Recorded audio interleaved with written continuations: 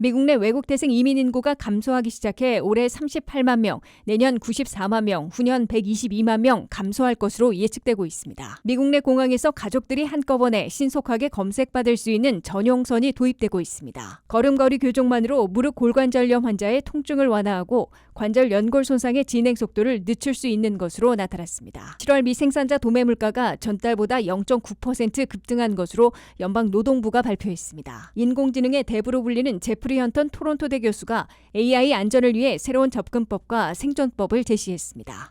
시청자 여러분 안녕하십니까? 워싱턴 뉴스 투데이입니다. 미국 내 외국 태생 이민 인구가 감소하기 시작해 합법, 불법을 포함해 올해 38만 명, 내년 94만 명, 내후년에는 122만 명이 감소할 것이란 예측이 나왔습니다. 미국에서 이민 인구가 줄어들면 그만큼 예산을 절약할 수 있으나 고용과 생산, 성장에서 손실을 기록할 것이란 지적도 나오고 있습니다. 한면태 기자가 보도합니다. 트럼프 행정부의 초강경 이민 정책으로 미국에 거주하고 있는 외국 태생 이민 인구가 올해부터 감소하기 시작할 것으로 워싱턴의 보수적인 싱크탱크인 AEI 미 기업연구소가 새 보고서에서 밝혔습니다. 연방 센서스가 발표한 미국 내 외국 태생 인구는 2023년 현재 4,780만 명으로 전체에서 14.3%를 기록하고 있습니다. 이민연구센터 CIS는 올 1월 현재는 5,330만 명으로 더 늘어났을 것으로 추산하고 있습니다. 미국 정부 공식 통계인 외국 태생 이민 인구 4,780만 명 가운데 거의 절반인 49%, 2,340만 명은 귀화 미국 시민권자로 퓨 리서치 센터는 분류하고 있습니다. 24%인 1,150만 명은 합법 영주권자이고 그와 비슷한 23% 1,100만 명은 불법 체류자들로 추산되고 있습니다.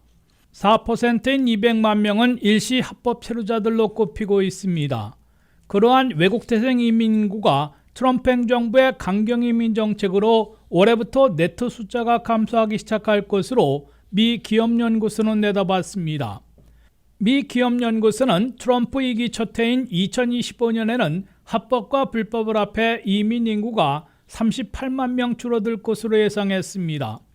2026년에는 94만 명이 감소하고 2027년에는 122만 명, 트럼프 임기 마지막 해인 2028년에는 148만 명이나 축소될 것으로 미 기업연구소는 추산했습니다.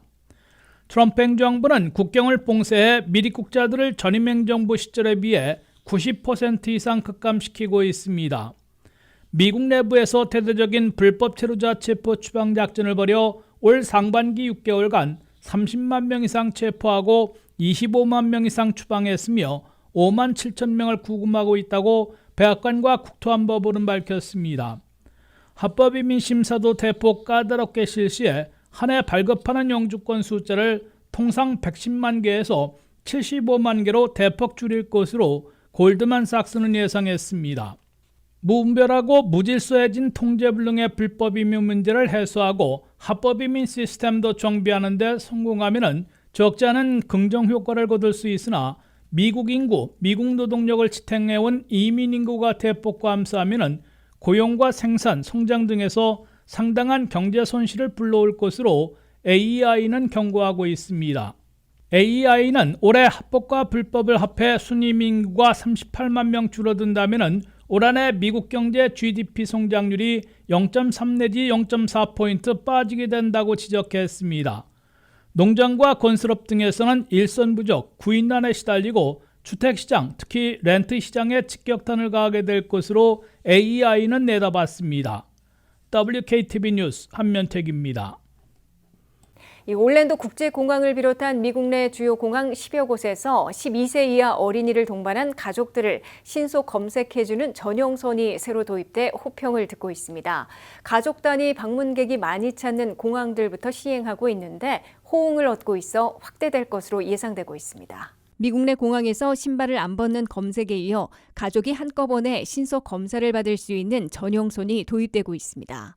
공항 검색을 전담하고 있는 TSA 연방항공안전청은 미국 내 주요 공항 10여 곳에서 가족 단위로 일괄 신속 검색받을 수 있는 가족 전용 레인을 운용하고 있다고 밝혔습니다. 디즈니월드가 있어 가족 단위 방문객이 많은 플로리다 올랜도 국제공항과 잭슨빌, 템파 공항 등에서 가족 전용 검색 레인이 가동되고 있습니다.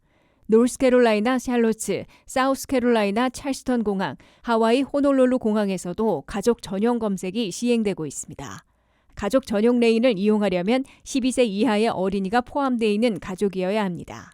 어린이만 포함되어 있으면 그 부모들은 물론 조부모, 삼촌, 고모, 이모 등 일가족이 한꺼번에 전용 레인에서 친절한 안내를 받으며 빠르고 쉽게 검색을 마칠 수 있습니다. 가족 전용 레인에서는 소지 물품들을 개인당 바구니에 하나하나씩 담는 대신 큰 바구니에 가족 전체의 물품을 담아 한꺼번에 검색받기 때문에 빠르고 손쉽게 검색을 끝낼 수 있습니다. 30대 부부와 5살과 2살 아들인 4인 가족은 최근 올랜도 공항에서 검색을 받으며 대기하고 있는데 TSA 관리가 다가와 가족 전용 검색줄이 있다고 알려줘 줄을 바꿨으며 아주 친절한 안내를 받으면서 단 5분 만에 검색을 마쳤다고 호평했습니다.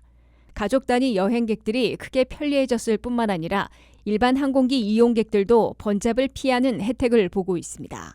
다만 가족 전용 검색 레인은 시범 시행 중에도 의무사항이 아니기 때문에 자신들이 이용하고 있는 공항에서 시행 중인지를 알아본 다음 안내를 받아 이용해 줄 것을 전문가들은 권고하고 있습니다.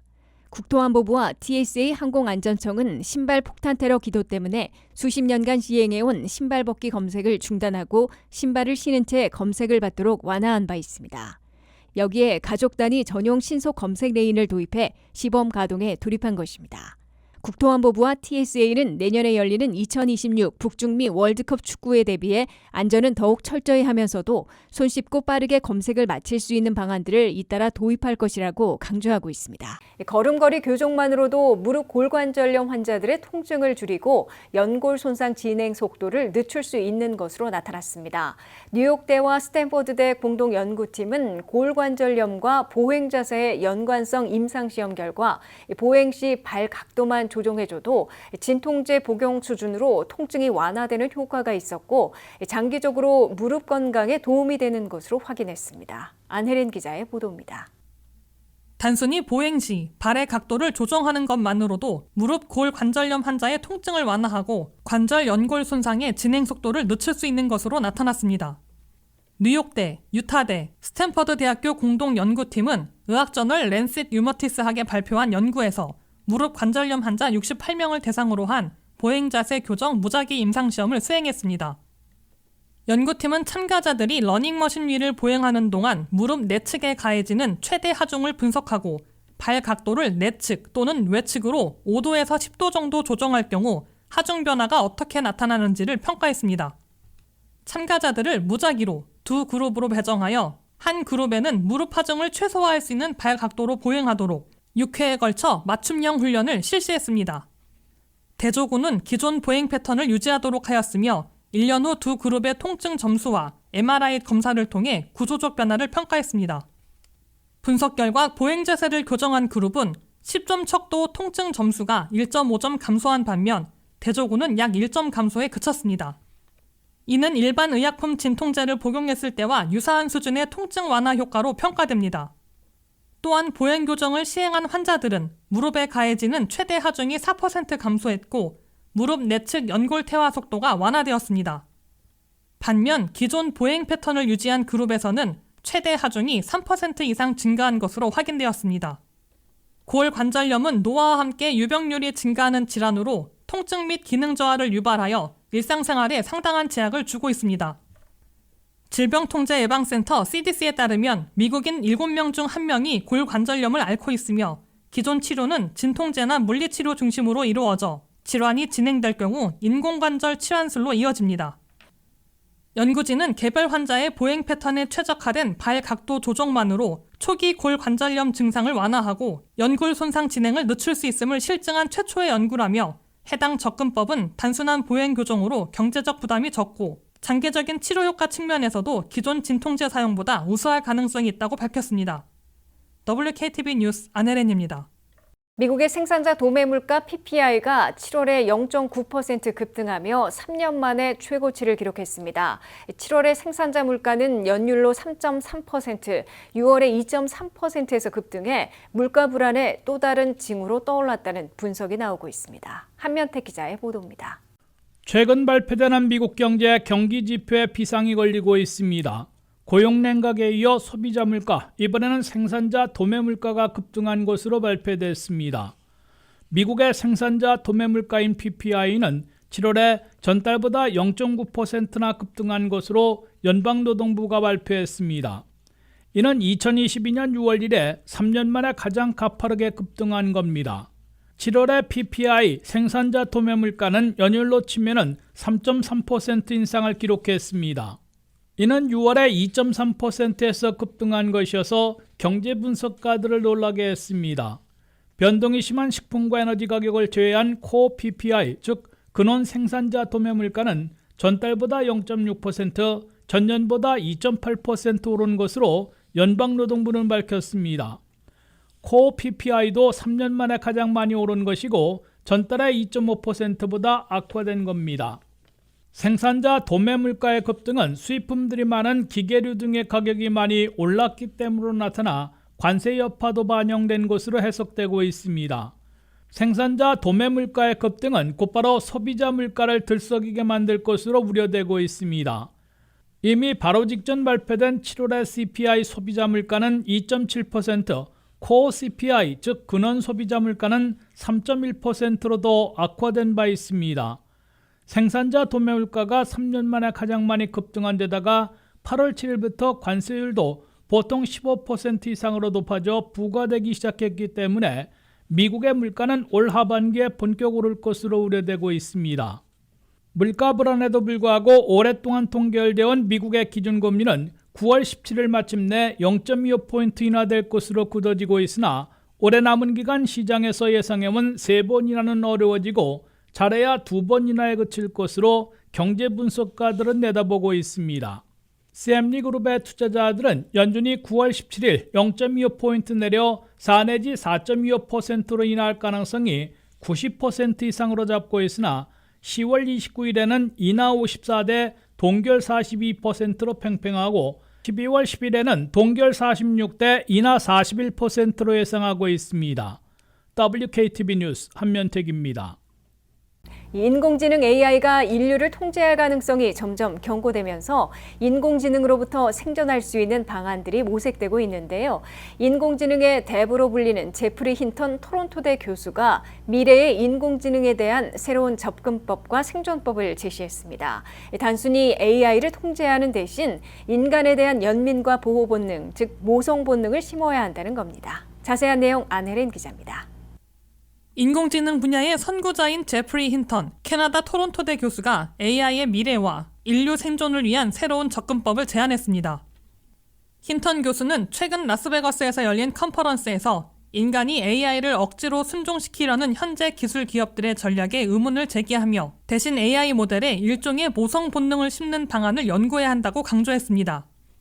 그는 자신이 개발에 기여한 AI가 인류의 위협이 될 수 있다고 경고하며 인간이 단순히 AI를 통제하려는 방식만으로는 안전을 보장할 수 없다고 설명했습니다. 힌턴 교수는 즉 AI는 우리보다 훨씬 똑똑해질 것이며 통제를 피할 온갖 방법을 갖게 될 것이라고 말했습니다. 실제로 일부 AI는 목표 달성을 위해 속임수나 전략적 판단을 시도하는 사례가 보고되기도 했습니다. CNN은 한 AI 모델이 대체되는 것을 피하려고 엔지니어에게 개인적인 정보를 빌미로 협박을 시도했다고 전했습니다. 힌턴 교수는 AI를 억지로 순종시키는 접근법 대신 AI가 인간에게 연민을 갖도록 만드는 연구가 필요하다고 강조했습니다. 그는 더 지능적인 존재가 덜 지능적인 존재에 의해 통제되는 유일한 모델은 아기에게 통제당하는 엄마라고 비유하며 인간을 존중하고 보호하는 모성 본능 기반 설계가 장기적으로 가장 안전한 전략이라고 설명했습니다. 다만 기술적으로 이를 구현하는 구체적인 방법은 아직 명확하지 않다고 덧붙였습니다. 반면 일부 전문가들은 다른 접근법을 제시했습니다. AI의 데모로 불리는 페이페이 리 스탠퍼드대 교수는 인간의 존엄성과 자율성을 지키는 AI가 개발되어야 한다며 AI의 특정 본능을 강제로 주입하는 방식은 잘못된 접근이라고 비판했습니다. 오픈 AI 전 CEO였던 에미시어 소프트맥스 CEO 역시 AI에 인간 가치관을 주입하기보다 인간과 AI 간 협력 관계를 구축하는 것이 더욱 현명한 방법이라고 조언했습니다. 이번 논의는 AI가 인간보다 높은 수준의 판단 능력을 갖게 될 미래를 준비하는 과정에서 AI 윤리와 안전 설계의 중요성을 다시 한번 환기시키고 있습니다. 전문가들은 AI와 인간의 협력적 관계와 윤리적 설계가 미래 인류 생존의 핵심 요소라고 평가하며 힌턴 교수의 제안이 AI 안전 연구에 중요한 방향성을 제시한다고 평가하고 있습니다. WKTV 뉴스 안혜린입니다. 이상으로 워싱턴 뉴스투데이를 마치겠습니다. 시청해주신 여러분 고맙습니다.